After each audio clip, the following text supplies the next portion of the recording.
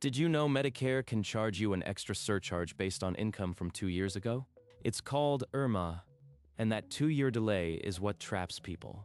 $1 over a threshold can mean over $1,000 in extra premiums each year. I am going to show you exactly how it works, who it hits, and the little-known way to fight back if your income drops. This surcharge is called the Income-Related Monthly Adjustment Amount. It affects over 6 million people right now, and that number is projected to double by 2031. If you don't know the rules, a single financial move can trigger thousands in unexpected Medicare bills. Here is how the system actually works. When you enroll in Medicare, most people pay the standard Part B premium for 2026. That's $185 a month. But if your income crosses a certain line, Social Security slaps on an extra charge called IRMAA. And the income line they use isn't from this year or last year, it's from the tax return you filed 2 years ago. The reason is simple.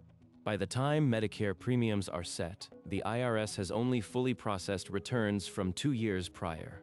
So your 2024 tax return determines what you pay from Medicare in 2026.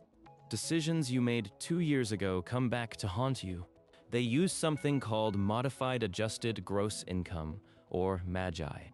It's your adjusted gross income plus any tax-exempt interest.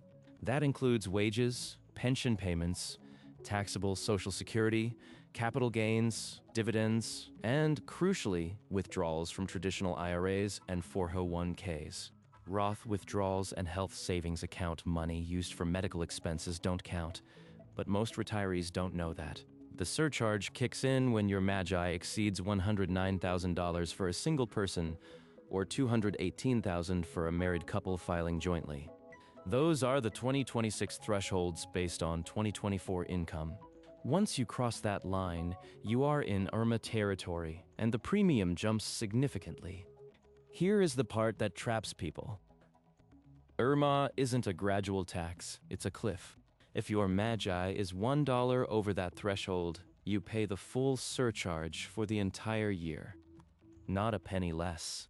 For a married couple, both on Medicare, crossing the threshold by just $1 adds over $1,400 in additional Part B premiums for each of them, plus a Part D surcharge. That's nearly $3,000 total, triggered by a single dollar of extra income 2 years earlier. But here is the thing. Many people don't even know they've crossed the line until the letter arrives, and by then it's too late to undo the income. The most dangerous part? There is a secret way to fight back, but you have to know the rules. First, you need to see the full damage. Let me show you the full scale of what this surcharge actually costs. For 2026, if your 2024 modified adjusted gross income was between $109,000 and $136,000 as a single person, you are in the first tier. Your total Part B premium becomes $284 a month. That's an extra $99 every single month, nearly $1,200 per year. For a married couple filing jointly, both people on Medicare pay that same amount. So the household hit is over $2,400 annually, triggered by $1 extra of income 2 years ago. And this is just the first rung of the ladder. If your income was between $136,000 and $171,000, the premium climbs to $398 a month. You are now paying over $2,500 extra per year. The next tier pushes it to around $500 a month, then $600. At the top bracket, a single person earning over $205,000 pays $690 a month for Part B alone. That's more than $8,000 a year just for outpatient coverage, all because of income you earned when you were still working. And then there's Part D. The same 2-year look-back determines your prescription drug plan surcharge, adding another $1,450 to $91 per month, depending on your bracket. For someone in the top tier, the combined IRMAA surcharge across Part B and Part D can exceed $6,000 a year per person. 2 people in a household, double it. Now you see why this is such a dangerous surprise for people turning 65. The income window that matters isn't your current lifestyle, it's your tax return from 2 years ago. If you sold a house at 63 and took a capital gain, That money is baked into your Medicare premiums when you enroll. A severance package, a large bonus, selling a business, all those one-time windfalls become an annual penalty when Medicare's 2-year clock catches up. Take the Roth-conversion trap. You do a $95,000 conversion at 63, thinking it's a smart tax move to pay taxes now and enjoy tax-free withdrawals later. 2 years later, that conversion pushes your modified adjusted gross income just $3,000 over the next IRMAA threshold. You get a letter demanding $4,752 in additional premiums for the year. Money you can never get back. The conversion is done, the tax return is filed, and Medicare bills you for the privilege of having too much income when you didn't even know the rule existed. About 7% of beneficiaries pay IRMAA now, over 6.8 million people. That number is projected to more than double by 2031. As AARP's Darren Houghton put it, the government takes from those who earned a little more, but instead of giving it to the poor, they use it to fund the Medicare Trust Fund. You are funding a system that feels arbitrary because the trigger depends on a completely different tax year. But here is the escape hatch. If your income has dropped since that 2-year-old tax return, because you actually retired, got divorced, or your spouse died, you can file Form SSA-44 to ask Social Security to use your current income instead.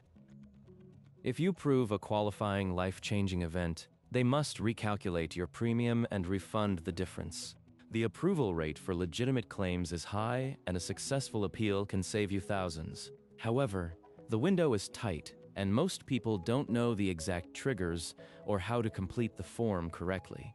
One mistake, and you are stuck with the surcharge for the rest of the year. But even if you know the appeal process, there's a trap that almost nobody talks about, and it hits hardest when you are already grieving. When one spouse dies, the survivor suddenly files as single. A couple with $300,000 in joint income was in a low IRMAA tier. After the loss, the surviving spouse with $200,000 in income gets slammed into a much higher bracket, paying thousands more in surcharges.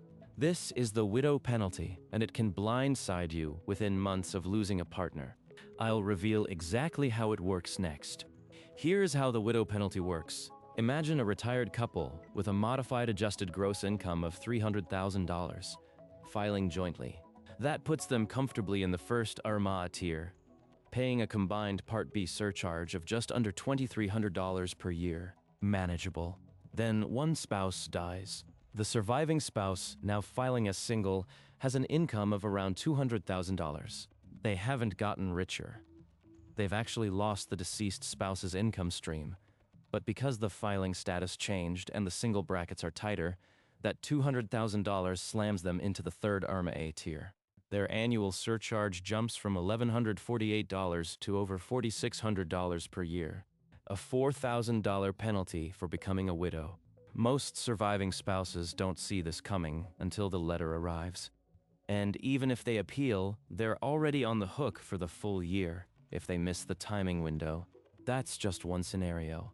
The 2-year look-back creates dozens of landmines. Someone who retired at 63 with a final year salary bonus might owe IRMAA based on that bonus for 2 full years, even though their current income has dropped to zero. A person who sold a rental property at 64 to fund retirement now faces a surcharge based on a one-time capital gain that they'll never repeat.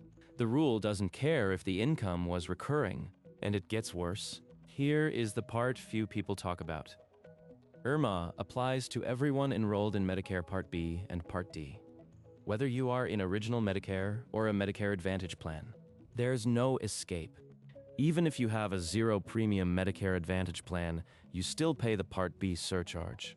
And if your plan includes drug coverage, the Part D surcharge gets embedded in your premium. So that free Advantage plan suddenly costs you hundreds extra each month, all because of a rule that looks backwards. Now layer on the inflation story. The IRMAA thresholds are indexed for the first 4 brackets, meaning they rise with inflation each year. But the 5th bracket, the highest tier for single filers above $205,000, is frozen and won't be adjusted for inflation until 2028. As incomes creep up in a normal economy, more people who would have previously stayed in lower brackets will get pushed into that top tier, paying far more. And remember, The surcharge amount itself isn't static. It goes up annually. So the same income level 2 years ago costs more every year. By 2031, the Congressional Budget Office projects that over 13 million Medicare beneficiaries will be paying IRMAA. That's 1 in 5 people on Medicare. The surcharge is no longer just for the wealthy. It's gradually pulling in people who simply saved well their whole lives. A couple with a paid-off house and a modest pension, plus Social Security, can easily breach the threshold. Once required minimum distributions kick in at 73. You get a letter saying your premiums have doubled and you can't undo the RMD. But the system does offer an escape hatch if you act quickly. The SSA-44 form lets you request a redetermination based on your current year's income if you've experienced a qualifying life-changing event, retirement, reduced work hours, divorce, death of a spouse, loss of pension income, or sale of income-producing property. You must file it within 60 days of receiving your IRMAA determination notice. And you need proof: a letter from your employer, a divorce decree, a death certificate. The approval rate is high, but if you are 1 day late or submit incomplete documentation, you are stuck paying the surcharge for the entire calendar year. Most people simply don't know this form exists, or they learn about it too late. And for those who do file successfully, it can save thousands, but they have to do it every year if the event's impact lingers. And yet, even with this appeal, the real power lies in planning ahead. You can legally structure your income so that Magi stays below the threshold in the critical 2-year window before you start Medicare. That means using Roth accounts, health savings accounts, and timing your retirement distributions with surgical precision. The solution is not just a form, it's a proactive strategy that can permanently reduce your Medicare premiums. I am going to show you exactly how to execute it, step by step. Here is how to stay in control. The single most powerful move happens in the 2 years before you start Medicare, typically age 63 and 64. Those years determine your IRMAA tier for your first year on Medicare at 65. If you keep your modified adjusted gross income below the first threshold during that window, you avoid the surcharge entirely at enrollment. That means living off Roth withdrawals, which never count as income, or spending down already taxed savings and capital. You sequence distributions with surgical precision. A married couple with pensions and Social Security totaling $180,000 can safely do a $38,000 Roth conversion each year, staying under the $218,000 cliff. That conversion lowers future required minimum distributions, locking in long-term control. Timing Roth conversions matters. Do them at 61 or earlier, and the income falls outside Medicare's 2-year look-back entirely.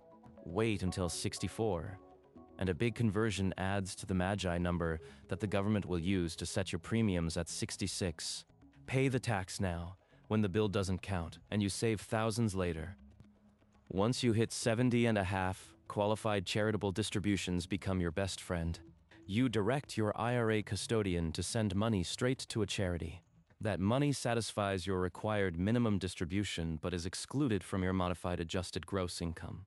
You meet the IRS mandate without adding a dollar to the number Medicare watches. For a retiree right at the threshold, a simple $30,000 QCD is the difference between standard premiums and an IRMAA surcharge costing over $6,000 a year. Health savings accounts also bypass IRMAA entirely. Pay Medicare premiums, drug costs, or any qualified medical expense from your HSA, and those dollars never appear in Magi. It's tax-free money that the Medicare system ignores. And if you are already paying the surcharge because of a life-changing event, you don't have to accept it. You file Form SSA-44 with Social Security, proving you retired, lost income, divorced, or lost a spouse. Approval rates for legitimate claims exceed 80%. Social Security recalculates your premium for the current year and refunds what you overpaid. But the window is tight. You have just 60 days from the initial determination letter.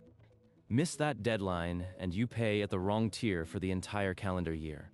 You also have to refile every year until your tax returns catch up to your lower income. One financial advisor described the process as a puzzle that most people never solve because they don't know the form exists. Here is the final trap few people see coming. When a spouse dies, IRMAA doesn't automatically correct. The surviving spouse continues getting billed at the higher joint tier, even though income drops and filing status changes to single. You must proactively file SSA-44 with a death certificate to get the premium adjusted. If you assume the system will fix it, you overpay by thousands. I've seen widows pay over $4,500 extra because no one told them about the form in time. The bottom line is this: IRMAA is a system you can absolutely outmaneuver if you know the calendar. The 2-year delay is the trap, but it's also your planning window. Start before you turn 63, and you'll never get that surprise letter. I'll leave you with one final piece that could save you a fortune. The piece is this: the 2-year look-back isn't just a Medicare quirk.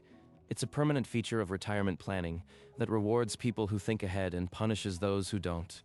Most people discover IRMAA when the extra bill arrives. By then, the damage is done. But if you are still in your early 60s or even late 50s, you have time to structure your income so the system works for you, not against you. A few simple moves with Roth accounts, HSAs, and timing your retirement distributions can save you thousands every single year.